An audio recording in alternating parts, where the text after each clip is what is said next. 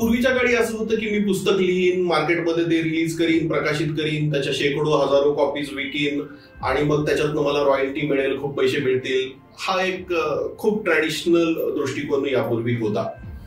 आता आम्ही म्हणतोय की पुस्तक वाचण्याचं प्रमाण जसं कमी झालंय, साहजिक आहे पुस्तक विकलं जाण्याचं प्रमाण पण कमी झालंय. बरोबर. मग मी पुस्तक का लिहायचं, किंवा मग ते किती कॉपीज विकले जातील, मग ते कोण विकलं जाईल. मी म्हणतो की पुस्तक विकून जेवढे पैसे मिळतात ना, त्याच्यापेक्षा कितीतरी पटीनी जास्त, शेकडो पटीनी जास्त पुस्तक गिफ्ट करून मिळतात. हे तुम्हाला मी सांगितलं, तुम्हाला पटेल काय? हे जरा नवीन वाटतंय मला. माझं पुस्तक आहे, त्याच्याबद्दल आपण थोड्या वेळात बोलू. माझ्या पुस्तकाच्या साधारण वर्षभरात मी 2,000 ते 2,500 कॉपीज गिफ्ट करतो. ओके. विकल्या किती जात असतील तर 50-100 कॉपीज वर्षभरात विकल्या जात असतील. फार काय मोठा नंबर नाही येतो, पण गिफ्टिंग किती होतं तर साधारण 2,000, 3,000, 4,000 कॉपीजचं वर्षभरात गिफ्टिंग होतं. आणि त्याच्यातनं अगदी ऑनेस्टली सांगायची तर लाखो करोडो रुपयाची कमाई होती. ह्याच्या मागचं काय लॉजिक आहे? ह्याच्या मागचं काय लॉजिक? दीपक सर, तुमचं श्रीमंत व्हा हे आपल्या महाराष्ट्रातील सगळ्यात इन्स्पिरेशनल मराठी पॉडकास्टमध्ये स्वागत आहे. Thank you Yogesh sir, thank you. योगेशच म्हणा मला. ओके, तर सगळ्यात आधी आमच्या ऑडियन्सला तुमच्याबद्दल ऐकायला आवडेल की तुम्ही नेमकं काय करता. जरूर जरूर. आज मला आवर्जून तुम्ही या तुमच्या पॉडकास्टमध्ये बोलवलं, त्याच्यासाठी मी तुमचा मनापासून आभारी आहे. वेलकम. त्यानिमित्ताने मला तुमच्याशी किंवा तुमच्या व्ह्युअर्सशी गप्पा मारायला आवडेल. येस. माझं नाव डॉक्टर दीपक परबत, मी प्रॉपर पुण्याचा आहे. मी एका पब्लिशिंग कंपनीचा ओनर आहे, विंग्स पब्लिकेशन इंटरनॅशनल असं आमच्या पब्लिशिंग कंपनीचं नाव आहे. ओके. आम्ही बुक्स पब्लिश करतो, वेगवेगळ्या विषयांवरचे, वेगवेगळ्या लँग्वेजेस मधले बुक्स आम्ही पब्लिश करतो. आणि आमचं काम इंडियातही चालतं, इंडियाच्या बाहेरही चालतं. ओके.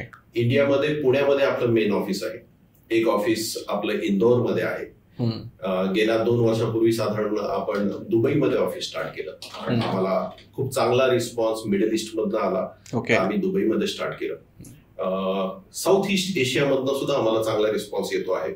तर आता सिंगापूरमध्ये ऑफिस सेटअप करण्याचे आमच्या फॉर्मॅलिटीज प्रोसिजर्स चालू आहेत आणि साधारण यावर्षी दिवाळीपर्यंत आमचं सिंगापूरचं ऑफिस सुद्धा स्टार्ट झालेलं असेल. मी आणि माझे एक जवळचे मित्र आहेत, माझे पार्टनर आहेत डॉक्टर कैलाश पिंजानी. आम्ही दोघांनी मिळून ही कंपनी स्टार्ट केली साधारण 2017 मध्ये. आणि आज 2024 आहे, तर आतापर्यंत मोर दॅन 1000 बुक्स आपण पब्लिश केलेली आहेत इंटरनॅशनल. आणि हा रिस्पॉन्स दिवसेंदिवस वाढतोच आहे. तुमच्यासारख्या हितचिंतकांच्या आशीर्वादाने आम्हाला खूप छान रिस्पॉन्स मिळतोय. मला वाटतं तुम्ही पण 2 पुस्तकं लिहिलेली आहेत आणि ती Amazonवरती बेस्ट सेलर ठरलेली आहेत, तर त्याच्याबद्दल काय सांगाल? मी 2 पुस्तकं लिहिली आतापर्यंत, बरोबर आहे. आणि तिसरं मी लिहितो आहे, त्याचं काम प्रोग्रेसमध्ये आहे. ओके. लवकरच ते तिसरं पुस्तक पण येईल. पहिलं पुस्तक आहे माझं वेल डन यू आर हायर्ड नावाचं. माझा साधारण 25-30 वर्षाचा कॉर्पोरेट एक्सपिरियन्स आहे HR फील्ड मधला. तर तो एक्सपिरियन्स मी या पुस्तकातनं मांडण्याचा प्रयत्न केलाय. जी मुलं आता त्यांचं शिक्षण संपवत आहेत, नोकरी व्यवसायाच्या दिशेने चाललेली आहेत, तर त्यांना soft skills, behavioural skills, employability skills हे शक्यतो स्कूलमध्ये, कॉलेजमध्ये, युनिव्हर्सिटीमध्ये नाही शिकवलं जातं. बरोबर. Body language, etiquettes, interview techniques, resume कसा लिहायचा, या सगळ्या गोष्टींबद्दल अनफॉर्च्युनेटली हे शाळा कॉलेजमध्ये आपल्या सिलेबसमध्ये नाही शिकवलं जातं. बरोबर. तर माझ्या HRच्या एक्सपिरियन्स मधनं मी मुलांसाठी टिप्स द्यायचा प्रयत्न केलेला आहे. खूप सुंदर पुस्तक आहे ते आणि खूप मुलांना त्याचं वाचून फायदा झालेला आहे. मी स्कूलसाठी, कॉलेजेससाठी याच पुस्तकावरती आणि याच थीमवरती बेस्ड प्रोग्राम्स पण करतो, वेल डन यू आर हायर्ड याच नावाने, ज्याच्यामध्ये मी दिवसभर हेच सगळे मॉक इंटरव्ह्यूज वगैरे घेऊन त्यांना टेक्निक्स शिकवायचा प्रयत्न करतो, ताकि त्यांना फायदा होईल, नोकरी मिळेल, चांगल्या ठिकाणी प्लेसमेंट मिळेल वगैरे त्या दृष्टीने. माझं दुसरं पुस्तक आहे a monk in suit, modern spirituality या विषयावरती मी ते पुस्तक लिहिलेलं आहे. माझं असं म्हणणं आहे की तुम्हाला स्पिरिच्युअल किंवा आध्यात्मिक होण्यासाठी घरदाराचा त्याग करणे, भगवे कपडे घालणे, अंगाला राख फासणे, हिमालयात निघून जाणे हे करायची गरज नाही. तुमच्या डे टू डे रिस्पॉन्सिबिलिटी, जबाबदाऱ्या पाळून सुद्धा आणि जे तुम्ही करता आहात, नोकरी व्यवसाय जे ते करत असताना सुद्धा तुम्ही आध्यात्मिक कसे राहू शकता. आणि मला समजलेलं अध्यात्म आहे, मी बऱ्यापैकी आध्यात्मिक माणूस आहे, तर मला समजलेलं अध्यात्म मी पुस्तक रूपाने आणि कन्सेप्ट रूपाने अ मॉन्क इन सूट मध्ये लिहिलेलं आहे. त्याच्यात मग प्रेयर्स बद्दल बोललोय, लॉ ऑफ कर्मा बद्दल बोललोय, ग्रॅटिट्यूड बद्दल मी बोललेलो आहे, हॅपीनेस बद्दल बोललोय, सायलेन्स बद्दल बोललोय, फॉरगिव्हनेस बद्दल बोललोय. तर या सगळ्या कॉन्सेप्ट मी त्या पुस्तकात, दोन्ही पुस्तकं इंग्लिश लँग्वेजमध्ये आहेत, दोन्ही पुस्तकं ग्लोबली अवेलेबल आहेत आणि दोन्ही पुस्तकं अमेझॉनवरती नंबर 1 बेस्ट सेलर झालेली आहेत.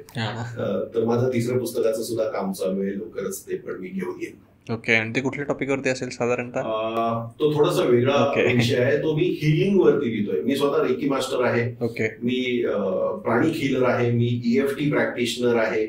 मी एंजल हिलिंग्स आणि क्रिस्टल हिलिंग्स मध्ये पण माझा इंटरेस्ट आहे. हे सगळे मला इंटरेस्ट आहे. मी व्यवसाय म्हणून करत नाही. याच्यात मला हिलिंग, वेगवेगळ्या हिलिंग मॉडॅलिटीज बद्दल जाणून घ्यायला मला आवडतं. तर हे जे माझं तिसरं पुस्तक आहे हे हिलिंग आणि त्याच्यातल्या ज्या ट्रॅडिशनल मेथड्स आहेत त्या सोडून ज्या अनकन्व्हेन्शनल मेथड्स आहेत हिलिंग्सच्या, त्या विषयावरती मी लिहितो आहे. ते लवकरच पुस्तक प्रकाशित व्हावं ही माझी इच्छा आहे, कारण आम्ही नक्कीच त्याची वाट पाहू. जरूर. थँक्यू. येस. तर मला असं वाटतं की मग आजचा पॉडकास्ट हा आपण बुक पब्लिशिंगवरतीच घेऊयात, की एका लेखकाने कशा प्रकारे बुक लिहिलं पाहिजे आणि ते कशा प्रकारे मार्केटिंग केलं पाहिजे त्याचं. ओके. आणि त्यातून पैसे कसे कमवले पाहिजे, सगळ्यात महत्त्वाचं. हां.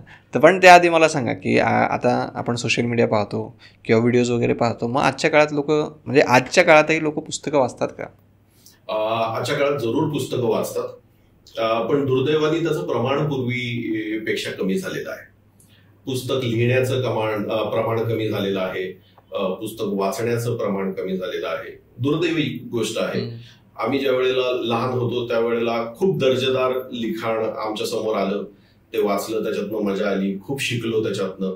अगदी काही चांगली नावं घ्यायची झाली तर पु ल देशपांडे असतील, वपू काळे असतील, मिरासदार असतील, अशा खूप छान छान लेखकांचं लिखाण वाचण्यामध्ये आलं आणि मजा आली. म्हणजे ते वाचताना असं वाटायचं की अरे हे कधी संपूच नाही पुस्तक. अनफॉर्च्युनेटली आजकाल तसं दर्जेदार लिहिण्याचं प्रमाणही, लिहिलं जाण्याचं प्रमाणही कमी झालेलं आहे आणि यंग जनरेशन तशी फारशी वाचत नाही.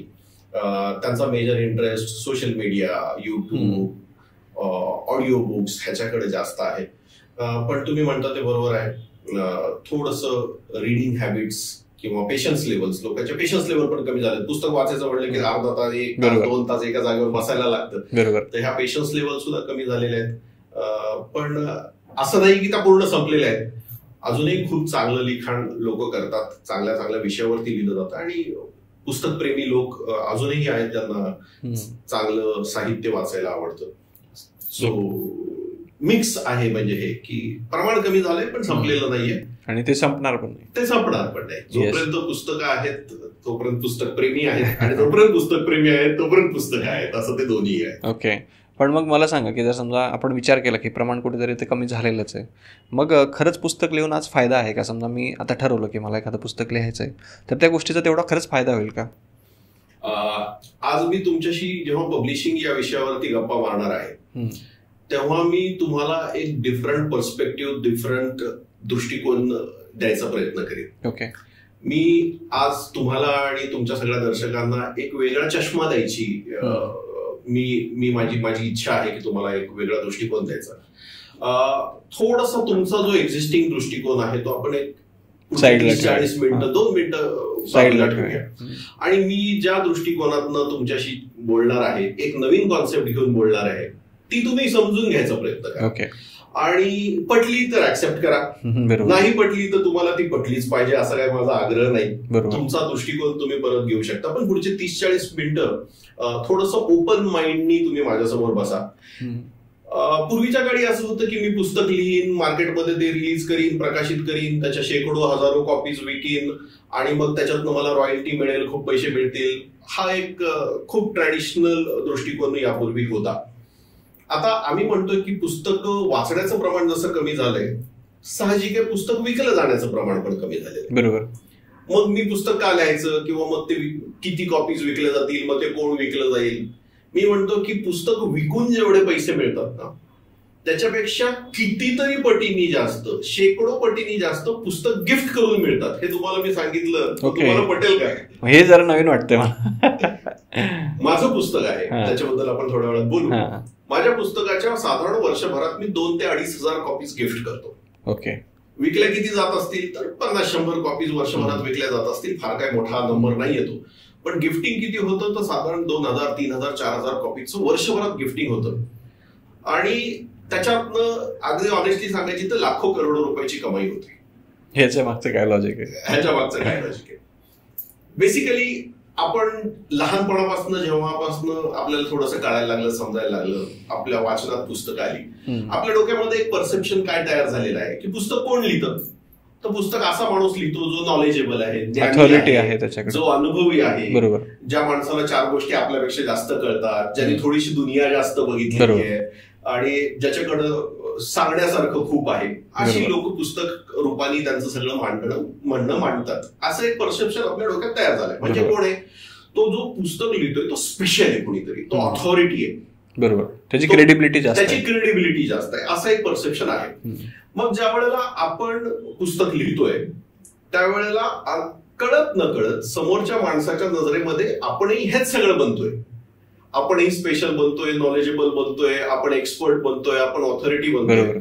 आणि ज्या वेळेला त्याच्या नजरेत आपण हे सगळं बनतोय आणि तो आपल्याला त्या फील्डमधली ऑथॉरिटी म्हणून एक्सेप्ट करतोय, त्यावेळेला आपण जर त्याच्याबरोबर काम करत असू, आपला काही नोकरी असेल, व्यवसाय असेल, काही असेल, काही निमित्ताने तो आपला क्लायंट, कस्टमर कोणी असेल, तर तिथं तो आपल्या बरोबर काम करायचे किंवा आपल्याला कॉन्ट्रॅक्ट द्यायचे, आपल्या बरोबर असाइनमेंट द्यायचे चान्सेस वाढतात. ओके, तुम्ही कस्टमरच्या समोर जेव्हा बसताय आणि तुम्ही त्याला तुमचं पुस्तक गिफ्ट देताय, कदाचित तुमच्यासारखे कितीतरी वेंडर्स त्याला दिवसभरात भेटत असतील, कितीतरी लोक त्याला भेटत असतील. किती लोक अशी आहेत की जी पुस्तक घेऊन त्याला भेटतायत की माझं या विषयातलं पुस्तक आहे. अचानक त्याच्यामधला आणि तुमच्यामधला जो एक बॅरियर आहे, जो रेजिस्टन्स आहे, तो संपून जातो. बरोबर. आणि मार्केटमध्ये प्रत्येकालाच बेस्ट बरोबर काम करायचे. बरोबर. कुठल्याही बाबतीमध्ये तुम्हाला बेस्ट बरोबरच काम करायचे. तुम्हाला इन्फिरियर लोकांबरोबर किंवा दुय्यम दर्जाच्या लोकांबरोबर काम नाहीच करायचं. मग जर तुम्ही पुस्तक लिहून लेखक झालाय आणि त्या विषयातले तुम्ही मास्टर आहात आणि त्यांनी सुद्धा सबकॉन्शियस लेवलला ते मान्य केलेलं आहे, बरोबर, तर तिथं तो रेजिस्टन्स संपतो. तुम्हाला ऑर्डर्स मिळायचं, असाइनमेंट मिळायचं, कॉन्ट्रॅक्ट मिळायचं, ते डील क्रॅक व्हायचं, हे जे काही सगळं प्रमाण आहे ना, हे एका झटक्यात वाढून जातं. काही न करता ते पण गिफ्ट दिलं, फक्त सायकोलॉजिकली खेळताय त्याच्याशी, मानसिक लेवलवरती तुम्ही त्याच्याशी थोडंसं त्याच्या प्रोग्रामिंग बरोबर खेळताय आणि तिथनं तुम्ही तो रेजिस्टन्स कमी करून तिथनं असाइनमेंट मिळवताय. आणि ह्या असाइनमेंट लाखो करोडो रुपयाच्या असू शकतात. एखादी कॉपी तुम्ही जर समजा विकली तर 200, 300, 400 रुपयापेक्षा जास्त ती विकली जाणार नाहीये. बरोबर. पण आज तुम्ही त्याला इम्प्रेस करून त्याच्याकडनं जेव्हा ते कॉन्ट्रॅक्ट मिळवाल त्यावेळेला ते कॉन्ट्रॅक्ट हजारो, लाखो, करोडो रुपयाचं असू शकतं. त्यामुळे मी म्हणतो की पुस्तक विकून जेवढे पैसे मिळतात त्याच्यापेक्षा पुस्तक गिफ्ट करून जास्त पैसे मिळतात. आणि या कॉन्सेप्टवरती मी स्वतः विश्वास ठेवतो आणि मी फॉलो करतो. वर्षभराचा टर्नओव्हर लाखो करोडो रुपयांचा जातोच आणि हे प्युअर गिफ्टिंग मधनं शक्य झालं. अरे वा. म्हणजे एकदम साहजिक आहे. समजा एखाद्या व्यक्तीने जर आपल्याला एखादं पुस्तक गिफ्ट केलं आणि ते एखाद्या फील्डशी रिलेटेड असते तर आपल्या मनात त्याची एक इमेज तयार होते की यार हा खरंच काहीतरी क्रेडिबल पर्सन आहे आणि मग आपण त्याच्यासोबत आणखी अटॅच व्हायला ट्राय करतो.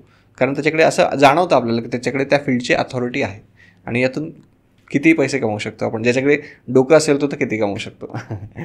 आम्ही तर नेहमी म्हणतो की पुस्तक म्हणजे मास्टर की आहे. कुठल्याही दरवाजाला ती लागते, कुठलंही कुलूप ते उघडते. तुम्हाला फक्त ते कसं उघडायचं आणि कसं वापरायची ती मास्टर की हे आलं पाहिजे. आणि ते जर तुम्हाला जमलं तर खूप सुंदर सुंदर ऑपॉर्च्युनिटीजची डोअर्स तुम्ही ओपन करू शकता. अगदी सोपे त्याच्यातले पद्धती आहेत ज्याच्यातनं ते होऊ शकतं. आणि आम्ही शिकवतो ते आमच्या जे बुक रायटिंग करतात तर त्याच्यातनं how to convert your book into business आणि how to convert your business into book. Business म्हणण्यापेक्षा मी म्हणेन प्रोफेशन. तुमचं जे काय प्रोफेशन, व्यवसाय, नोकरी जे काय असेल, ज्या फील्डमधले तुम्ही एक्सपर्ट असाल त्याला बुकमध्ये कसं कन्वर्ट करायचं आणि बुकला व्यवसायात कसं कन्वर्ट करायचं, हे कसं करायचं, त्याच्यातनं तुम्ही लाखो करोडो रुपये कसे कमवू शकाल हे शिकवणं ही आमची स्पेशालिटी आहे. त्यामुळे जी लोक आमच्या बरोबर जोडतात त्यांचं हे सगळं कोचिंग आम्ही करतोच. तर ते होतं खूप सोपं आहे. ओके. आता मला सांगा की समजा पुस्तक कोणी लिहिलं पाहिजे? कारण आता तुमचा हा जो थॉट आहे की असं करून आपण खूप सारे पैसे कमवू शकतो.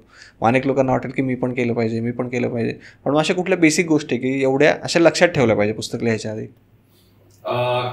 जर तुम्हाला वाटत असेल की तुम्हाला तुमच्या करिअरमध्ये खूप मोठी भरारी घ्यायची जर तुम्हाला वाटत असेल की एक वेगळ्या उंचीवरती मला माझी नोकरी किंवा व्यवसाय घेऊन जायचा आहे, माझ्याकडे काहीतरी युनिक कॉन्सेप्ट आहे, वेगळा विषय माझ्याकडे मांडण्यासारखा आहे, तो जास्त लोकांना माहित नाही, तो मला मांडायचा आहे, किंवा माझा असा काहीतरी स्ट्रगल होता जो मी जर लोकांसमोर मांडला तर त्याच्यातनं लोकांना इन्स्पिरेशन, मोटिवेशन मिळू शकेल, असं जर तुमच्याकडे काही असेल तर तुम्ही नक्की लिहिलं पाहिजे. ते कोण वाचेल हा विषय नाही, लिहिताना त्या विषयावरती जास्त विचार करण्याची गरज नाही. मेजरली मी म्हणतो की असे जे विषय आहेत हे 3 कॅटेगरीमध्ये आपण डिव्हाइड करू शकतो, आणि ज्याच्याकडे या तिन्ही मधलं काही आहे ना त्यांनी पुस्तक लिहावं, त्याचा त्याला फायदाच होईल. 3 कॅटेगरीज कुठल्या? तर तुमच्या हॉबीज, इंटरेस्ट, पॅशन ह्याच्यापैकी तुम्ही काही लिहू शकता. म्हणजे तुम्हाला काय कुठल्या तरी विषयाचा छंद आहे, तुम्हाला काय भटकंतीचा छंद आहे, मग तुम्ही वेगवेगळ्या ठिकाणी भटकंती करता, तिकडच्या मेमरीज घेऊन येता, फोटो घेऊन येता, ते पुस्तक रूपात येऊ शकतं. तुम्हाला कविता करायला आवडतात, खूप छान कविता तुम्ही लिहिल्यात, त्याचं पुस्तक होऊ शकतं. बरोबर. तुम्हाला कथा लिहायला आवडतात, कादंबरी लिहायला आवडतात, ते तुम्ही लिहू शकता. तर त्यामुळे हॉबी, इंटरेस्ट, पॅशन ज्या कुठल्या फील्डमध्ये तुम्हाला आहे. आताच एक रिसेंटली आम्ही पुस्तक करतोय रांगोळी या विषयावरती. म्हणजे एक असे गृह असतात की जे 30-40 वर्ष रांगोळ्या काढतायत आणि रांगोळ्यांचे वेगवेगळे पॅटर्न्स त्यांनी डेव्हलप केले, टेक्निक्स डेव्हलप केले, आणि त्या विषयावर करतोय. म्हणजे काय विषयाला वेळेचं, विषयाचं, भाषेचं काही बंधन नाही. बरोबर. तर तुम्ही पुस्तक त्या विषयावर करू शकता. ही झाली category number 1, passion. Hobbies, interest, passion, category number 1. दुसरी कॅटेगरी काय आहे? तुमचं एरिया ऑफ एक्सपर्टीज काय आहे? तुम्ही कुठल्या विषयातले मास्टर आहात, कुठल्या विषयातले तज्ज्ञ आहात, कुठल्या विषयामध्ये तुमचं प्रोफेशन चालू आहे, कुठल्या विषयाशी तुम्ही रिलेटेड व्यवसाय करता आहात. आता अगदी एक्झाम्पल देतो. तुम्ही शेअर मार्केटमध्ये खूप चांगलं काम करताय, याचा अर्थ तुम्ही शेअर मार्केट मधले तज्ज्ञ आहात, तुम्हाला त्याच्यात गोडी आहे, जाण आहे, आणि ते तुम्ही पुस्तक रूपाने मांडू शकता. तुम्ही वास्तूमध्ये काम करताय, वास्तू कन्सल्टंट आहात, तुम्हाला त्याच्यातलं चांगलं नॉलेज आहे, तुम्ही वास्तूवरचं पुस्तक लिहू शकता. बरोबर. तर ज्या विषयामध्ये तुम्ही मास्टर आहात, तज्ज्ञ आहात, आणि तीच तुमची मेजर ऍक्टिव्हिटी आहे, तुमचा मेन व्यवसाय तोच आहे, तर त्या विषयावरती तुम्ही पुस्तक लिहू शकता. आणि तिसरी कॅटेगरी आहे, तुम्हाला लाईफमध्ये काहीतरी चॅलेंजेस आले होते, काही सेटबॅक बसले होते, कुठेतरी काहीतरी अडचणी आल्या होत्या, ज्या बाकीच्यांपेक्षा थोड्या वेगळ्या होत्या. कोणाला हेल्थशी रिलेटेड असतील, कोणाला रिलेशनशिपशी रिलेटेड असतील, कोणाला काय पैशाशी रिलेटेड असतील, काहीतरी अडचणी आल्या, पण तुम्ही असं काहीतरी वेगळं केलं. बाकीची लोक त्याच्यातनं कदाचित खचून जातील, पण तुम्ही असं काहीतरी वेगळं केलं की तुम्हाला त्याच्यामधनं बाहेर पडायची एक नवी उमेद मिळाली, तुम्ही त्याच्यातनं बाहेर पडू शकलात आणि परत नवीन उंची गाठू शकलात. तर असे जर सेटबॅक्स तुम्हाला काही असतील, लाईफमधनं काही लर्निंग झाले असतील, तर ह्या सुद्धा विषयावरती खूप चांगलं पुस्तक होऊ शकतं. म्हणजेच काय, तर तुमच्यासारखेच बाकीचे जे अडचणीत सापडलेली लोक असतील त्यांना वाचून त्याच्यातनं उमेद मिळेल, त्याच्यातनं कदाचित मार्ग मिळेल. तर हे 3 कॅटेगरीज मध्ये पुस्तक होऊ शकतं. आमचं जर सजेशन तुम्ही विचारलं की मला कशात लिहिलं पाहिजे, तर मी म्हणतो की जर तुम्ही फायनान्शियली खूप स्ट्रॉंग असाल, तुम्हाला लाईफमध्ये जे काही अचीव्ह करायचं आहे ते तुमचं सगळं अचीव्ह करून झालेलं आहे, तुमची सगळी स्वप्न पूर्ण झालेली आहेत, आता पैसा तुमच्यासाठी फार महत्वाचा राहिलेला नाहीये, तर ह्या 3 कॅटेगरीज मध्ये कुठल्याही कॅटेगरीला चूज करून तुम्ही पुस्तक लिहू शकता. बरोबर. आणि असेही काही लोक असतात की समजा ज्याच्याकडे नॉलेज असतं, पैसा असतं, सगळं काही आहे, पण त्यांना ते नॉलेज लोकांसोबत शेअर करायचंय, मग तीही एक कॅटेगरी होऊ शकते समजा. मग प्रोफेशन एरिया ऑफ एक्सपर्टीज मध्ये ते येऊ शकतं. बरोबर. की एखाद्या विषयातलं तुम्हाला खूप छान नॉलेज आहे, मग ते तुम्ही मांडू शकता. बरोबर. मग तो तुमचा व्यवसाय असेल किंवा नसेल, पण तुम्ही त्या विषयातले तज्ज्ञ आहात, मग तुम्ही मांडू शकता. ओके. पण तुम्ही आता जर पैशानी खूप स्ट्रॉंग असाल आणि तुमचं सगळं सेटलमेंट छान झालेलं असेल, तर ह्याच्यापैकी तुम्ही 3ही पैकी कुठलाही घेऊ शकता. पण तुम्हाला जर वाटत असेल की मला अजून व्यावसायिक दृष्ट्या खूप काही करायचं आहे, मला नोकरीमध्ये खूप ग्रोथ पाहिजे, माझा बिझनेस मला खूप वाढवायचा आहे, मला अजून पैसे कमवायचे, ह्याच्यातलं जे तुमच्या एरिया ऑफ एक्सपर्टीजशी रिलेटेड, तुमच्या प्रोफेशनशी रिलेटेड, तुमच्या नोकरीशी रिलेटेड, तुमच्या व्यवसायाशी रिलेटेड जर पुस्तक असेल, त्याला आपण खरंच खूप चांगल्या प्रकारे वापरून, त्याचा उपयोग करून आपण खरंच तुमचा व्यवसाय एका वेगळ्या उंचीवरती नेऊन ठेवू शकतो. त्याच्या स्ट्रॅटेजीज आम्ही सांगतो लोकांना. ओके. आणि शेकडो एक्झाम्पल्स आहेत माझ्याकडं, ज्या लोकांनी असं केलं आणि आज खरंच फक्त आकाशाला बोट लावायचं बाकी इतक्या उंचीपर्यंत गेले. अशा शेकडो एक्झाम्पल्स आहेत माझ्याकडे. अरे पण मग मला सांगा की समजा आधीच्या काळामध्ये जे लोक पुस्तक लिहायचे आणि आताचे जे लोक पुस्तक लिहित आहे किंवा पब्लिश होतात, जी काही ओव्हरऑल प्रोसेस आहे त्याच्यामध्ये काय काय मेजर चेंजेस आलेत? पूर्वीच्या काळी कसं व्हायचं, ट्रॅडिशनल पब्लिशर नावाचा एक प्रकार होता, ज्याच्याकडे तुम्ही पुस्तक लिहायचं आणि नंतर त्यांना अप्रोच करायचं आणि मग त्यांना तुमची मॅन्युस्क्रिप्ट द्यायची, तुमचं लिखाण द्यायचं. त्यांना पटलं तर ते ऍक्सेप्ट करायचे, नाही पटलं तर रिजेक्ट करायचे. अजूनही थोडीफार मेंटॅलिटी ट्रॅडिशनल पब्लिशर्सची अशीच आहे. कारण बऱ्याच लोकांना पुस्तकं लिहायची असतात पण त्यांना चान्सच देत नाही कोणी. बरोबर आहे, कारण त्याच्या मागचं साधं सिंपल लॉजिक हे आहे की पब्लिशरला सुद्धा पैसे कमवायचे. बरोबर, त्याचा सुद्धा तो व्यवसाय आहे, तो काही चॅरिटी करायला बसलेला नाही. बरोबर. एखादा जर एस्टॅब्लिश्ड ऑथर असेल, वेल नोन ऑथर असेल, एखादा चांगला लेखक असेल, ज्याच्या नावावरती पुस्तकं विकली जाणार आहेत. अगदी नावं घ्यायची झाली तर गेल्या काही दिवसांमध्ये चेतन भगत खूप फेमस झाले, सुधा मूर्तींची पुस्तकं खूप चांगली विकली जातात.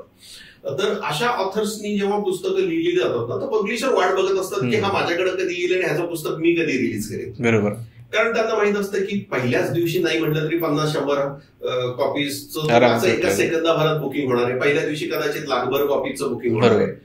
ऑथरही कमवणार आहे, पब्लिशरही कमवणार आहे. त्यामुळे अशा ऑथर्सना खूप चांगला रिस्पॉन्स पब्लिशर्सकडनं मिळतो.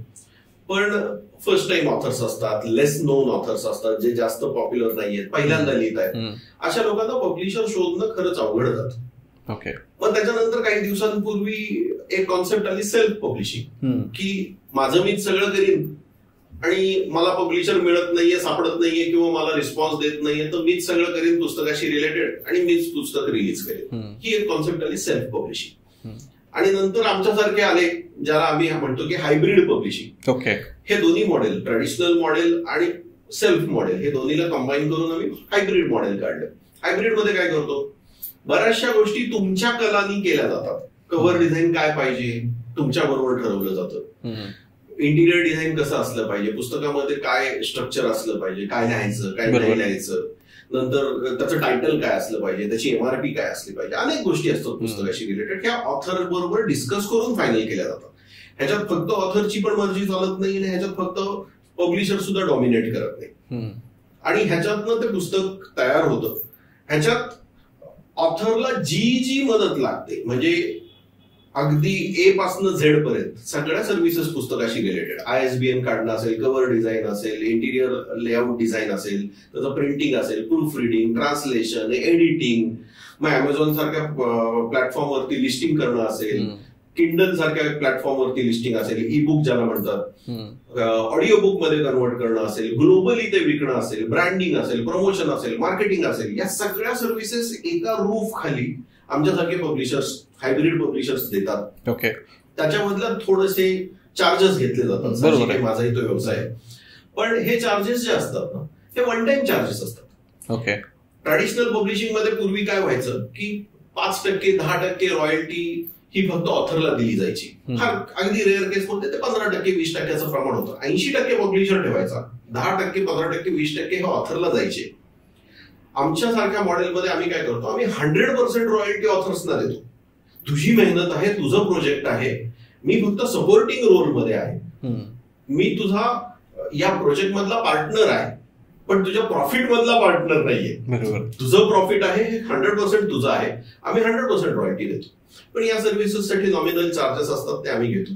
तर या मॉडेलवरती आम्ही काम करतो. त्यामुळं विषय कुठला आहे, भाषा कुठली आहे, किंवा ऑथर जास्त फेमस आहे का नाही, ह्याच्यात आम्ही फारसं डिमोटिवेट करत नाही त्याला. ऑथर जर खरंच चांगला आहे, त्यांनी चांगलं लिहिलेलं आहे, तर आमची एडिटोरियल टीम त्याला एकदा रिव्ह्यू करते. आणि पब्लिशिंग करण्यासारखं जर ते मटेरियल असेल तर त्याला लागती तेवढी सगळी मदत आमच्यातर्फे त्याला प्रोव्हाइड केली जाते. अरे वा. आणि समजा आता तुम्ही सांगितलं की सेल्फ पब्लिकेशन, आता समजा एखाद्याने ठरवलं की मला बाकीच्या पब्लिशरकडे जायचं नाही, मला माझं सेल्फ पब्लिश करायचं, तर त्याला कोणते चॅलेंजेस येऊ शकतात? त्याला सगळ्यात मोठं चॅलेंज तेच येऊ शकतो जे मला आलं होतं जिथनं या विंग्स पब्लिकेशनची सुरुवात झाली.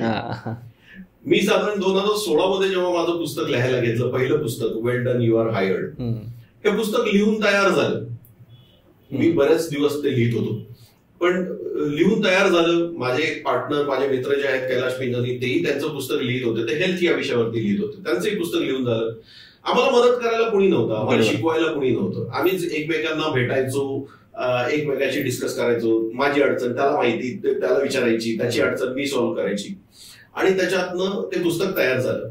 पण पुस्तक तयार झाल्यानंतर आम्हाला हे कळेना की आता हे पुस्तक रिलीज करायचं, पब्लिश करायचं म्हणजे काय करायचं. बरोबर. मी 2-4 ट्रॅडिशनल पब्लिशर्सना अप्रोचही केलं होतं, पण त्यांनी फार काही इंटरेस्ट दाखवला नाही आणि त्यांचा अप्रोच फार काही वेलकमिंग नव्हता. त्यामुळे मी तसाही या मनस्थितीत नव्हतो की आता त्यांना जास्त भाव द्यायचा. बरोबर. मग हे सगळं आपलं आपण करू. मी सेल्फ पब्लिशिंग मॉडेलमध्ये जायचा विचार केला त्यावेळेला. मग कव्हर डिझाईन करायचं. मग कोण करून देईल मला कव्हर डिझाईन, मला माहित नव्हतं. बरोबर. माझ्या पुस्तकाचं एडिटिंग करायचंय, काही चुका राहू नयेत त्याच्यामध्ये म्हणून. मग कोण करून देईल मला.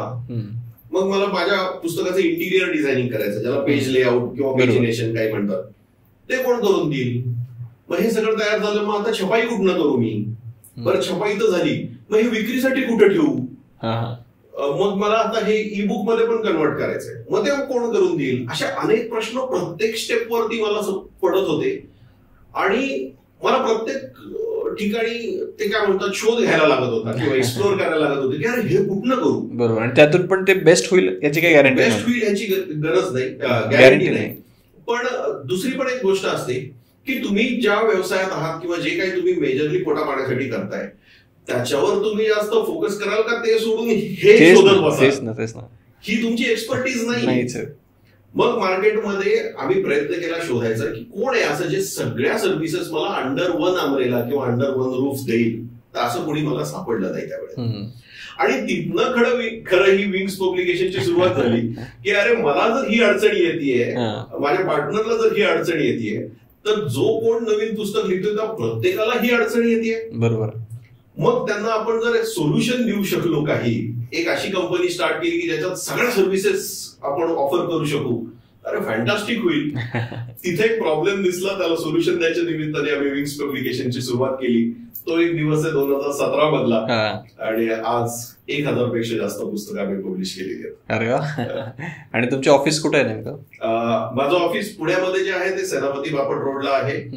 पॅव्हिलियन मॉल किंवा मॅरियट हॉटेल जो एरिया आहे त्याच्या बॅक साईडला पुण्यात ऑफिस आहे. ओके. इंदोरमध्ये एक आहे ऑफिस. ओके. दुबईमध्ये एक ऑफिस आहे आणि सांगितल्याप्रमाणे आता एक ऑफिस लवकरच दिवाळीच्या आसपास आम्ही सिंगापूरमध्ये स्टार्ट करतोय. अरे वा. म्हणजे इंटरनॅशनल लेवलला तुमचं काम चालू आहे. इंटरनॅशनल करतोय. ओके. आता मला सांगा की तुमचं जे काही पब्लिकेशन हाऊस आहे, विंग्स पब्लिकेशन इंटरनॅशनल जे काही असेल, तर ते बाकीच्यांपेक्षा कसं वेगळं आहे. समजा एखाद्याला जर तुमच्याकडे यायचं असेल तर तुम्ही त्याला आणखी काय काय ऑफर करतात? खूप चांगला प्रश्न विचारला तुम्ही. विंग्स पब्लिकेशन वेगळं कसं आहे. बऱ्याचशा वेळेला जो माणूस ठरवतो की मला पुस्तक लिहायचंय, त्याच्या मनात फक्त इच्छा असते की पुस्तक लिहायचंय, पण मी कुठल्या विषयावरती लिहू, किती लिहू, काय लिहू, काय नको लिहू, त्याचं स्ट्रक्चर काय असेल, त्याचा फ्लो काय असेल. मग मला जर त्याच्यामध्ये काही लिहिता लिहिता अडचणी आल्या तर माझ्याशी बोलायला कोणी त्याच्यातला तज्ज्ञ आहे का, कोच आहे का, हे त्याला माहित नसतं. त्याला मदतीचा हात अवेलेबल नसतो. मग मार्केटमध्ये गेल्या काही दिवसात तुम्हाला बुक कोचेस सापडतील जे बुक रायटिंग तुमच्यासाठी सोपं करून देतात. गाईड करतात. ते तुम्हाला कोचिंग करतात बुक लिहिण्यासाठी. असे काही कोचेस मार्केटमध्ये आहेत. मार्केटमध्ये पब्लिशर्स तर आहेतच, मागाशी आपण बोललो त्या पद्धतीने शेकडो वर्ष झाले वेगवेगळ्या प्रकारचे पब्लिशर्स मार्केटमध्ये आहेत. तर कोचिंग करणारी खूप लोक आहेत, पब्लिशिंग करणारी खूप लोक आहेत, पण हे दोन्ही एकत्र करणार कोणीच नाही. तर तिथं आमचा रोल येतो. मी, माझे पार्टनर, माझ्याकडचे काही सर्टिफाईड कोचेस, आम्ही कोचिंग करण्यापासून, हँड होल्डिंग करण्यापासून, तुमचं पुस्तक तुमच्याकडनं लिहून तयार करून घेण्यापासून ते मार्केटमध्ये रिलीज करण्यापर्यंत, पब्लिश करण्यापर्यंत, त्याचं ब्रँडिंग, त्याचं मार्केटिंग, त्याला अमेझॉनवरती पुश करून बेस्ट सेलर बनवण्यापर्यंत, त्याचं ऑडिओ बुक, त्याचं ई बुक ते कन्वर्ट करण्यापर्यंत, तुमच्या वेबसाईट्स आणि सगळं ब्रँडिंग, सोशल मीडिया मार्केटिंग, हे सगळं आम्ही एका रूफ खाली करून देतो. आणि असं करणारी कदाचित इंडियातली आमची एकमेव कंपनी असेल. आम्ही अतिशय प्रीमियम क्लायंट्स बरोबर काम करतो, अतिशय एक्सक्लुझिव्ह क्लायंट्स बरोबर काम करतो आणि कदाचित त्यामुळं आम्ही इंडियातले मोस्ट प्रीमियम पब्लिशर्स आहोत असं सुद्धा मी फार अभिमानाने सांगू शकेन. अरे वा, कॉंग्रॅच्युलेशन त्यासाठी. थँक्यू. येस. त्याच्यानंतर एक प्रश्न मला विचारायचा आहे की समजा आता आपण महाराष्ट्रात राहतो, महाराष्ट्रामध्ये प्रत्येकाची बोलीभाषा वेगवेगळी आहे प्रत्येक एरियानुसार. मग कसं असतं की बऱ्याच लोकांकडे ना नॉलेज असतं, त्यांना मांडायचं पण असतं. मग प्रश्न येतो भाषेचा की यार माझी भाषा एवढी शुद्ध नाही आहे. मग अशा लेखकांसाठी तुमचा काय मेसेज आहे? तुम्हाला जसं जमेल, जसं सुचेल तसं तुम्ही लिहा. कदाचित तुम्हाला ते ट्रान्सलेट करून घ्यायचं असेल तर आपल्याकडे ट्रान्सलेटर्स अवेलेबल आहेत. तुमचा भाषेवरती कंट्रोल नाहीये पण तुमचं लिखाण लिहून तयार आहे, तर माझ्याकडे प्रूफ रिडिंग करणारी टीम आहे, एडिटिंग करणारी टीम आहे. आपण त्यांची मदत घेऊन त्याला एक चांगला शेप देऊ शकतो, त्याला एक चांगलं रूप देऊ शकतो. अगदी कुणी इंग्लिशमध्येच लिहायचं म्हणलं आणि त्याचं इंग्लिशवरती समजा कंट्रोल नाहीये, एक उदाहरण देतो, तर आपल्याकडे इंग्लिशचे सॉफ्टवेअर्स पण आहेत, एडिटर्स पण आहेत, प्रूफ रिडर्स पण आहेत. कोणाला मल्टिपल भाषांमध्ये करायचं असेल तर ट्रान्सलेटर्स पण आहेत. तर प्रोफेशनल लोकांची अख्खी टीम आपल्याकडे आहे. त्यामुळं तुमचं जे काही थोडंसं इन्फिरियर काम किंवा कमी प्रतीचं काम असेल तर आपण या सगळ्या लोकांच्या सॉफ्टवेअरच्या मदतीने त्याला अतिशय जागतिक लेवलचं बनवू शकतो आणि कुणाला कळणार पण नाही. साहजिक आहे, तुमच्याच नावाने ते प्रकाशित होणार आहे म्हटल्यानंतर कॉपीराईट तुमचाच आहे, पब्लिशिंग राईट्स तुमचेच आहेत, त्याची ओनरशिप तुमचीच आहे, त्याच्यावर नावही तुमचंच आहे. तर साहजिक आहे, तुम्हीच केलंय काम अशाच पद्धतीने ते मांडलं जाणार आहे. ओके. आणि समजा एखादं पुस्तक असतं की जे मला लिहायचं आहे, समजा आता मी ठरवलं, त्याची ओव्हरऑल प्रोसेस कशी असते स्टेप बाय स्टेप, की आधी काय असतं नंतर काय असतं? पहिले आमच्याबरोबर काही कॉल्स होतात सुरुवातीला. एखादा माणूस मल्टिपल विषयातला, वेगवेगळ्या विषयातला मास्टर असू शकतो. मग त्याच्याशी चर्चा करून हे ठरवलं जातं की तुझ्या पुस्तकाचा विषय काय असला पाहिजे, कुठल्या विषयावरती तू लिहिशील तर त्याचा फायदा होईल तुला. बरोबर. फक्त हाऊस आहे म्हणून लिहिणं आणि मला त्याचं व्यावसायिक दृष्ट्या वापर करायचा आहे म्हणून लिहिणं, याच्यात फरक आहे. जसं मागाशी म्हणलं तसं खूप तुम्ही चांगलं करताय तुमच्या करिअरमध्ये, कशावरती पण लिहा, पोएट्री पण लिहा, शॉर्ट स्टोरीज पण लिहा, नाटकही लिहा, कादंबरी पण लिहा, काय फरक पडत नाही. पण तुम्हाला त्याचा एक व्यवसाय बनवायचा आहे किंवा व्यवसायात पुढे जायचंय म्हणून पुस्तक लिहायचं आहे, तर तो विषय काय असला पाहिजे, तुम्ही कशातले तज्ञ आहात, मग तो विषय त्याच्याशी निगडीत आहे का नाही, हे तुमच्या बरोबर डिस्कशन्स मधनं बाहेर निघतं. मग तुमचा टार्गेट ऑडियन्स काय आहे, त्या टार्गेट ऑडियन्सचे प्रॉब्लेम्स काय आहेत, ते कुठल्या विषयाशी रिलेटेड माहिती मार्केटमध्ये शोधतायत, त्यांच्या अडचणी काय आहेत, त्यांचे प्रश्न काय आहेत, मग आपण तज्ञ म्हणून त्याची उत्तर कशा पद्धतीने देऊ शकू, ते कशा पद्धतीने मांडलं गेलं पाहिजे, बुकची थिकनेस किती असली पाहिजे, किती शब्दांमध्ये तुमची मॅन्युस्क्रिप्ट संपली पाहिजे, किती चॅप्टर्स असले पाहिजेत, प्रत्येक चॅप्टर मध्ये काय लिहिलं पाहिजे, काय अवॉइड केलं पाहिजे, या सगळ्या गोष्टी आमचा कोच लेखकांबरोबर मल्टिपल कॉल्स घेऊन, वेगवेगळ्या वेळेला वेगवेगळ्या स्टेजला कॉल्स घेऊन डिस्कस करून एक एक चीज, एक एक गोष्ट फायनल करतो. ओके. त्याच्यानंतर एक एक चॅप्टर रेडी झाला की तो रिव्ह्यू पण केला जातो की आपण जे ठरवलं होतं त्या पद्धतीने हा चॅप्टर झालाय का. मग तो रिव्ह्यू झाला असेल तर त्याच्यात सजेशन्स दिली जातात.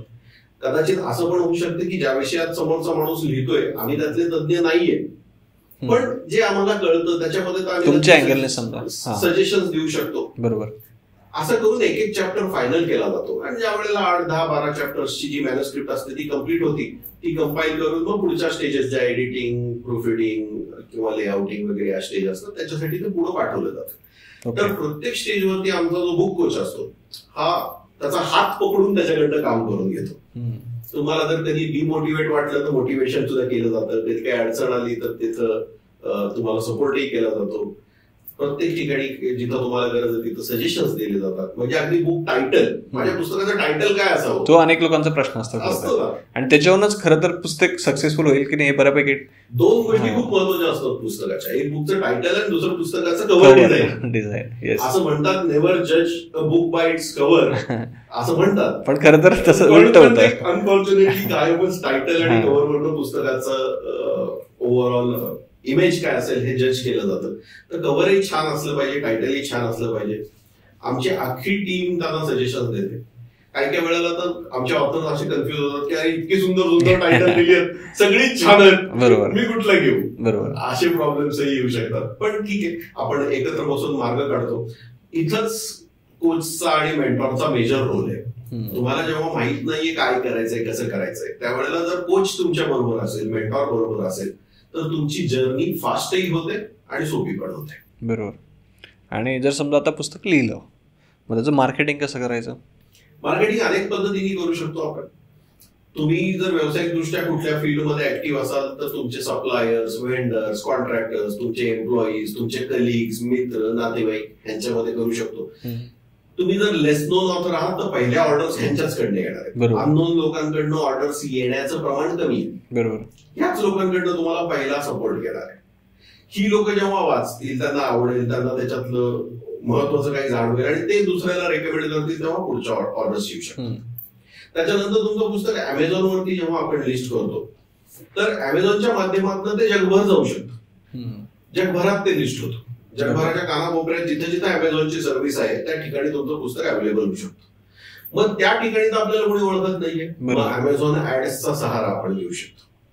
फेसबुक, इंस्टाग्राम तुम्हाला माहितीये खूप ट्रेंडिंग आहे, त्याच्यावरती ऍड्स आपण लावू शकतो. गुगलवरती ऍड्स लावू शकतो, युट्यूबवरती ऍड्स लावू शकतो. दुसरी जी पॉप्युलर बुक्स आहेत त्याच्याबरोबर आपण हे बुक्स टॅग करू शकतो. पुस्तकामधनं लीड्स जनरेट करू शकतो. तुमची जी काही कोर ऍक्टिव्हिटी आहे त्याच्यासाठी लीड्स येऊ शकतात, एन्क्वायरीज येऊ शकतात. आणि मागाशी म्हटल्याप्रमाणे आमचा फोकस विकणे हा तर आहेच, आणि जे काय मिळणार आहे ते तुमचेच पैसे, पण आमचा मेजर फोकस पुस्तकं विकून पैसे कमवणे ह्याच्यापेक्षा तुम्हाला अशी काहीतरी स्ट्रॅटेजी देणे की पुस्तक वापरून तुम्ही कसे लाखो करोडो रुपये कमवाल. इथं आमची स्पेशालिटी पण आहे की बिझनेस कोचिंग जेव्हा आम्ही करतो त्याला आजपासून पुढच्या 2-5 वर्षामध्ये लाखो करोडो रुपये कसे मिळतील या हिशोबाने त्याची स्ट्रॅटेजी डिझाईन करणे हा आमचा फोकस जास्त असतो. जास्त कॉपीज विकून जे काय मिळणार ते त्याच्यासमोर खूप छोटी रक्कम असेल. ओके, आता तुम्ही जे सांगितलं समजा की कोचिंगचा प्रोग्राम, ते थोडंसं आणखी डिटेल मला सांगा ना की ते काय आहे नेमकं. आता एक एक्झाम्पल सांगतो तुम्हाला. माझ्याकडं एक ऑथर आले होते, त्यांनी पोएट्रीचं बुक पब्लिश करण्यासाठी आम्हाला अप्रोच केलं. हैदराबाद मधले ऑथर होते आणि त्यांची पोएट्री आम्ही बघितली. नंतर गप्पा मारताना तुम्ही काय करता तर ते सॉफ्टवेअर इंजिनियर होते. त्यांची स्पेशालिटी होती मशीन लर्निंग या विषयामध्ये. आम्ही त्यांना सांगितलं की तुम्ही पोएट्री करण्यापेक्षा, पोएट्रीचं पुस्तक करण्यापेक्षा मशीन लर्निंग वरती पुस्तक लिहा. ते म्हणले खूप पुस्तक आहेत मार्केटमध्ये, माझं कोण वाचेल, ते सोड. त्यांनी मशीन लर्निंग वरती पुस्तक लिहिलं, पब्लिश केलं आणि त्यांनी सांगितलं की आता झालं, आता काय करू. त्यांना एकच सजेशन दिलं, सगळ्यात पहिले काम कर, तुझ्या कंपनीमधले जेवढे सिनियर लोक आहेत, एका मोठ्या मल्टीनॅशनल कंपनीत ते कामाला होते, जेवढे सिनियर ऑफिसर्स आहेत ते तुला ओळखतात नाही ओळखत, तुझ्या डिपार्टमेंटशी तुझ्या प्रोजेक्टशी रिलेटेड आहेत नाहीत काहीही विचार करू नकोस, सगळ्यांना जाणे कॉपी गिफ्ट कर. तो म्हणजे असं तर मला 100-200 कॉपीज करायला लागतील गिफ्टिंग, कर, बिनधास्त कर, ही इन्व्हेस्टमेंट म्हणून कन्सिडर कर, 100-200 कॉपीज गिफ्ट कर. आणि त्यांनी आमचं ऐकलं, 100-200 कॉपीज गिफ्ट केल्या प्रत्येक सिनियरला. आणि त्याचा चमत्कार असा झाला की पुढच्या 2 ते 4 महिन्यामध्ये ज्या वेळेला कंपनीमध्ये कुठलंही क्रिटिकल मशीन लर्निंगशी रिलेटेड प्रोजेक्ट आलं, त्या प्रोजेक्टचा इन्चार्ज आमच्या ऑथरला बनवलं गेलं. कारण प्रत्येकाने मानसिक लेवलला किंवा इमेज लेवलला काय ऍक्सेप्ट केलेलं आहे, ज्या अर्थी आमच्या या ऑथरनी मशीन लर्निंग वर पुस्तक लिहिलंय ह्याचा अर्थ तो मशीन लर्निंग मधला तज्ञ आहे, एक्सपर्ट आहे, ऑथॉरिटी आहे आणि त्याला ह्याच्यातलं सगळं कळतं. मग जर माझ्याकडे क्रिटिकल प्रोजेक्ट आलाय तर ते प्रोजेक्ट कोणाला दिले पाहिजे, ह्यालाच दिलं पाहिजे. बरोबर, हे झालं. त्यानंतर काही अब्रॉडच्या असाइनमेंट्स आल्या, तिथं सुद्धा कंपनीत ते बाकीचे सिनियर लोक सोडून ह्याला प्रेफरन्स मिळाला, तो अब्रॉड गेला. अब्रॉड वरून परत आला, त्याला त्यावेळेस जॉब स्विच करायचा होता, दुसऱ्या कंपनीत गेला, त्याचा फोन आला की अशा ठिकाणी मी इंटरव्ह्यूला चाललोय, मी काय करू. म्हणलं एक काम कर, तू ज्या वेळेला इंटरव्ह्यूला जाशील पहिला तिथला इंटरव्ह्युअर असेल ना त्याला तुझं पुस्तक गिफ्ट कर. इंटरव्ह्यू स्टार्ट व्हायच्या आधी त्याला थँक्यू म्हण की तू मला चान्स दिलास, इंटरव्ह्यूला बोलवलंस, मला भेटलास, as a token of appreciation माझ्यातर्फे गिफ्ट, आता बोल इंटरव्ह्यू स्टार्ट कर. तो म्हणलं असं करू, तसंच कर. आज त्यांनी ते केलं. इंटरव्ह्यूवर जो होता तिथला एचआर वाला, त्यांनी पुस्तक बघितलं, रेझ्युमे बघितलं, तो म्हणला बसा. तो सीईओ कडे गेला, सीईओला सांगितलं असा एक कॅन्डिडेट आलाय ज्याचं पुस्तक आहे, जो अमेझॉनवर बेस्टसेलर आहे, माझ्यासमोर बसलाय, काय करू. सीईओ म्हणला डायरेक्ट माझ्याकडे घेऊन ये. सीईओ कडे गेला, सीईओनी तिथं त्याच्याशी छान गप्पा मारल्या, इनफॉर्मल गप्पा मारल्या. इंटरव्ह्यू फॉर्मल असा झालाच नाही. सीईओनी त्याला विचारलं कधी जॉईन करतोस, आणि तो ज्या पॅकेजवर जॉईन केलं आमच्या ऑथरनी ते पॅकेज त्याच्या आधीच्या कंपनीच्या डबल होतं. बरोबर, आधी त्याचं 20 लाख रुपीज पर ॲनमचं पॅकेज होतं, सॅलरी पॅकेज. या कंपनीमध्ये 40 लाख रुपीज वर जॉईन झाला. ही किमया आहे किंवा ही गंमत आहे पुस्तकाची. तुम्ही ज्यावेळेस गिफ्टिंग करता तुम्ही अशा दरवाजे ओपन करता ना, तुम्ही इमॅजिन सुद्धा नाही करू शकत. आज तो पुस्तक विकत बसला असता किती पैसे कमवले असते. आज एका झटक्यात त्यांनी critical assignment, foreign trip, promotion, नवीन ऑपॉर्च्युनिटी, सॅलरी हाईक एका झटक्यात मिळवून गेलं. आणि इथनं पुढे आयुष्यभर कामाला येणार आहे. Author always author. बरोबर आहे. त्यामुळे हे तर काय होणार आहे, पण ह्या स्ट्रॅटेजीज आम्ही ऑथरला देण्यासाठी त्याच्याबरोबर क्लोजली काम करणं आवश्यक आहे, ताकी समजून घेऊ त्याला आणि मग त्याच्या ग्रोथसाठी ज्या नेसेसरी स्ट्रॅटेजीज असतील त्या आम्ही आमच्यातर्फे त्याला देऊ. कारण शेवटी त्याच्या ग्रोथमध्येच इंटरेस्ट आहे. बरोबर. आणि हे सगळं तुम्ही तुमच्या प्रोग्राममध्ये सांगतात व्यवस्थित. आमचे प्रोग्राम्स होतात, त्याच्यात आम्ही पुस्तक कसं लिहायचं ते शिकवतो. लोकांना रादर पहिले एनकरेज करतो की पुस्तक लिहा. बरोबर. खूप साऱ्या लोकांचे विचारही नसतो डोक्यामध्ये. आता एक्झाम्पल सांगतो की इंडियाची लोकसंख्या 140 कोटी आहे असं आपण 2 मिनिटं अजून घेऊ. 140 लोकांकडे ओळखपत्र आहे हो, पण 140 लोकांकडे स्वतःची ओळख आहे का? नाही. ती ओळख पुस्तकाच्या निमित्ताने होणार आहे. आणि तुम्ही मी सगळे जन्माला येताना लोखंड म्हणूनच पैदा झालेला आहे. आपल्याला आयुष्यात कुणीतरी गुरु भेटतो जो परिसाच्या रूपाने आपल्याशी जोडला जातो, त्याचा स्पर्श आपल्याला होतो. मग त्याला गुरु म्हणा, टीचर म्हणा, कोच म्हणा, मेंटॉर म्हणा, काही म्हणा, आणि त्याच परिस्पर्शाने आपल्या लोखंडाचं सोनं होतं. बरोबर. तर हे होण्यासाठी जो चांगला गुरु मिळणं आपल्याला आवश्यक असतो. आयुष्याच्या वेगवेगळ्या पायरीवरती टप्प्यावरती आपल्याला ते गरजेचं असतं. तर तसं कोचिंग जर आपल्याला कोणी दिलं तर आपला फायदा होणार आहे. मग आपण कोचिंग दिलं तर समोरच्याला फायदा होणार आहे. मग त्याच्याकडनं ते पुस्तक लिहून घेणं, पहिले ते इन्स्पिरेशन देणं, आणि पुस्तक लिहून झाल्यानंतर पब्लिश करणं, नंतर त्याला प्रोफेशनली त्याची मदत कशी होईल, त्याच्यातनं त्याला 4 पैसे कसे मिळतील, त्याची ग्रोथ कशी होईल हे सांगणं, अशी ती अख्खी जर्नी असते. असे आमचे रेग्युलर प्रोग्राम्स चालू असतात. ऑफलाईन प्रोग्राम्स करतो, ऑनलाईन प्रोग्राम्स करतो, रेग्युलर होत राहतात आमचे, आणि त्याच्यातनं लोक जुळतात आमच्या बरोबर. अरे वा. आणि परिवार वाढत, त्यांनाही फायदा होतो. आणि जर समजा एखाद्या व्यक्तीने एखाद्या फील्डशी रिलेटेड पुस्तक लिहिलं तर त्याचा बऱ्याच लोकांना पण फायदा होतो. नक्कीच होतो. प्रत्येकाकडे काहीतरी युनिक एक्सपिरियन्स असतो, युनिक नॉलेज असतं, आणि ते आपल्याकडे ठेवून काय करायचंय ना, बरोबर, दुसऱ्यांना दिलं तर नक्कीच फायदा होणार आहे त्याचा, तर ते दिलंही पाहिजे. बरोबर.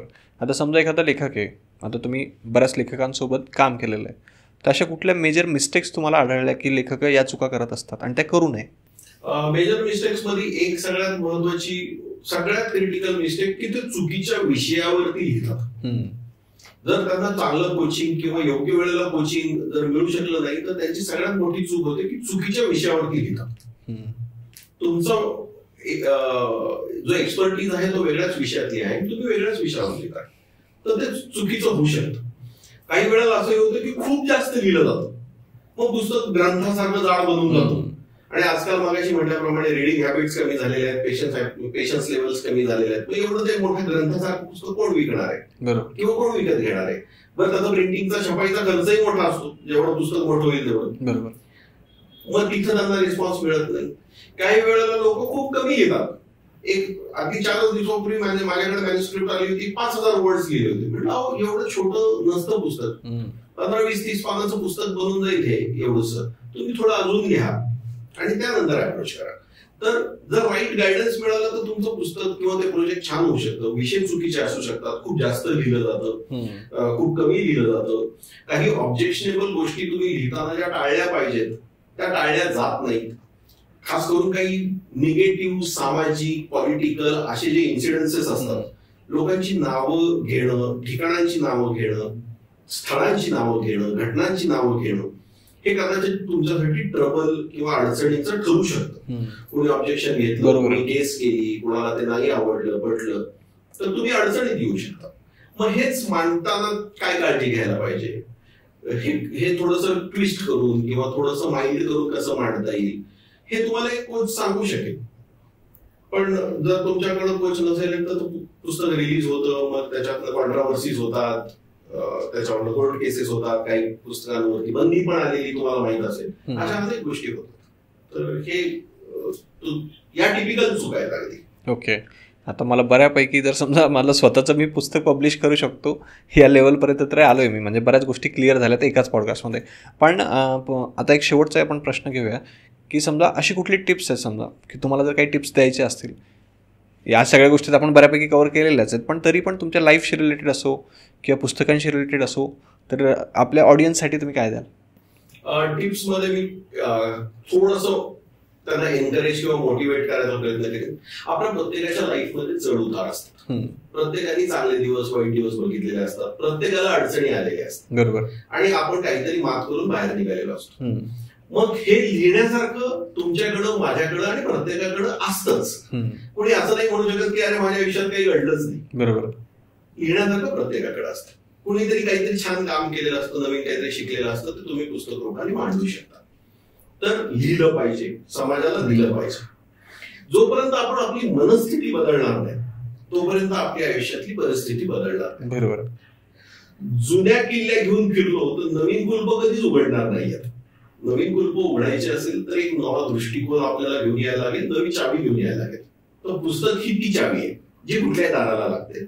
ऑपॉर्च्युनिटीज ओपन होतात आणि तुम्हाला जर राईट गायडन्स मिळाला, तुमच्याकडे राईट नॉलेज तर आहेच, पण राईट गायडन्स मिळाला, राईट स्ट्रॅटेजीची जोड मिळाली तर खूप चांगलं पुस्तक होऊ शकतं. तुम्हाला प्रोफेशनली ग्रो करण्यासाठी, तुमच्या नोकरीमध्ये ग्रो करण्यासाठी, तुम्ही जरी स्टुडंट जरी असाल तर त्याला सुद्धा खूप फायदा होतो. आता स्टुडंटचा विषय निघालाय म्हणून मी सांगतो तुम्हाला. एक स्टुडंट आहेत आमच्याकडे, 10वी मध्ये असताना त्यांनी पुस्तक लिहिलं, शॉर्ट स्टोरीचं पुस्तक होतं, पुस्तक पब्लिश झालं. आम्ही त्याला स्ट्रॅटेजी दिली, जा पहिले क्लास टीचरला, तुझ्या स्कूलमधल्या सगळ्या टीचर्सना, हेडमास्टरला, तुझ्या प्रिन्सिपलला सगळ्यांना जाऊन बुक गिफ्ट केलं. 30-40 कॉपीज होत्या, सगळ्यांना गिफ्ट केल्या. आज त्यांच्या स्कूलमध्ये 1000 विद्यार्थी असतील, पण स्पेशल पण झाला. बरोबर. ह्याच्या पूर्वी सुद्धा शेकडो हजारो विद्यार्थी त्या स्कूलमधनं पासआउट होऊन बाहेर पडले असतील आणि इथनही पुढे कितीतरी होतील, पण टीचरच्या लक्षात पण राहील. एक वेगळी जागा जी तुम्ही समोरच्या हृदयात, मनात, डोक्यात क्रिएट करता, त्याच्या कुठलेही टीचर कधीच विसरणार नाही त्याला. बरोबर.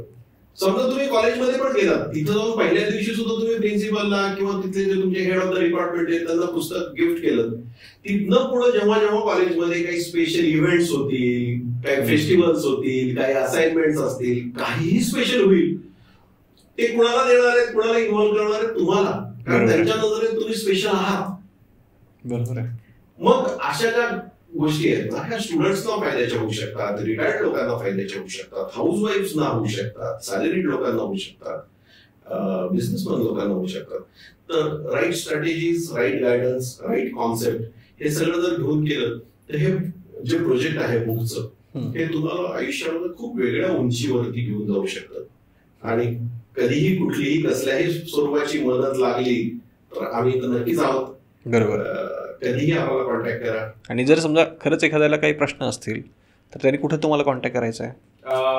आमची वेबसाईट आहे, त्याच्यावरती तुम्ही जाऊ शकता. आमचा ईमेल आयडी आणि फोन नंबर जर आपण मेन्शन करू शकलो डिस्क्रिप्शन आणि कमेंट्स मध्ये आपण मेन्शन करून टाकू, तर त्याच्यात तुम्ही जर टाकू शकलात तर लोक त्याच्यावरनं आम्हाला प्रश्न विचारू शकतील, त्यांच्या काही अडचणी सांगू शकतील आणि त्यांना सगळ्यांना मदत करायची किंवा त्यांचे प्रश्न सोडवायची मी काळजी घेईन. Okay, thank you so much Deepak sir. आजचा पॉडकास्ट खरंच खूप इन्फॉर्मेटिव्ह होता, कारण बऱ्याच लोकांची इच्छा असते की त्यांना रायटर व्हायचं असतं, पण कसं असतं की योग्य गायडन्स कोणी करत नाही आणि आपल्या मराठी लोकांमध्ये ते करतच नाही. तर आजचा हा पॉडकास्ट अशा सगळ्या लोकांसाठी एक इन्स्पायरिंग पॉडकास्ट असेल आणि याच्यातून अनेक ऑथर्स घडतील, लेखक घडतील अशी मी अपेक्षा करतो. Thank you so much. Thank you Patil साहेब, मला आज बोलवलं, तुमच्याशी गप्पा मारायची संधी दिलीत. Thank you very much.